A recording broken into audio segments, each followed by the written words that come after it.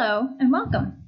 My name is Heidi and I'm going to be giving a short demonstration of what the go-to list has to offer, specifically as it relates to the best crafts and activities for toddlers and preschoolers. We believe that planning fun and memorable activities does not mean you have to sacrifice a ton of me time or blow your budget. The go-to list offers a quick reference of easy but great ideas for quality time. So with that said, let's start with our homepage.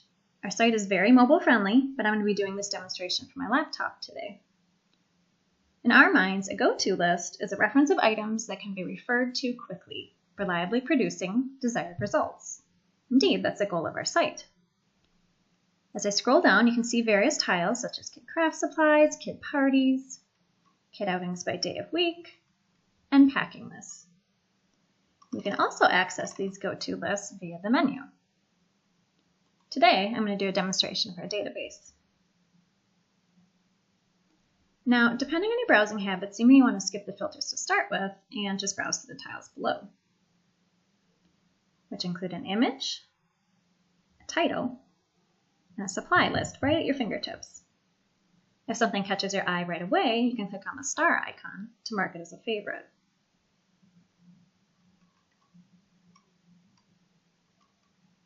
Click on Load More if you'd like to continue browsing down the page. Others may want to narrow their search from the start. At any time that you want to filter the database, you can go to the top of the page and filter by one or more parameters.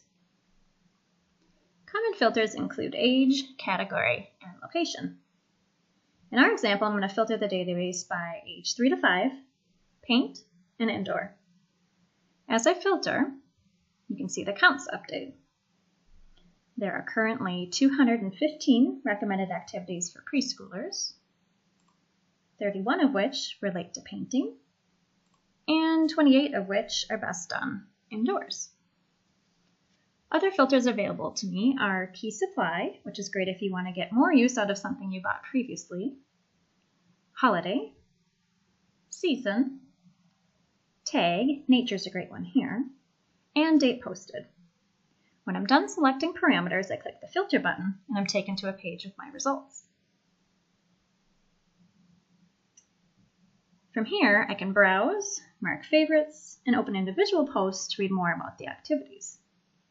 Today, I'll select a very classic idea, potato stamping. As you can see at first glance, I'll need potatoes, paper, paint, etc. So I know I need to pick up some potatoes if I don't have any on hand. I can click on either the image, the title, or the Read More link to see the post.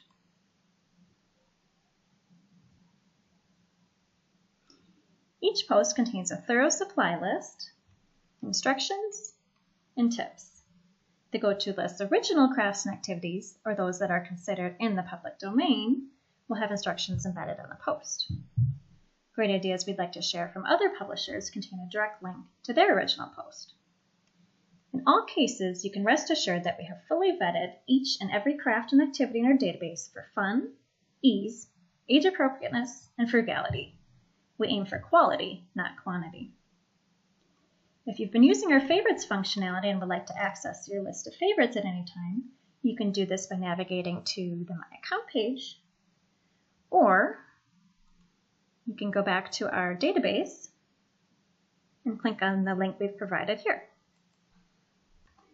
Can you imagine all the time you'll save and the memories you'll make? I encourage you to go to thegotolist.com and click on the Learn More link to check us out today. Don't forget to use a hyphen in the web address. That's thego-to-list.com. Thanks for watching.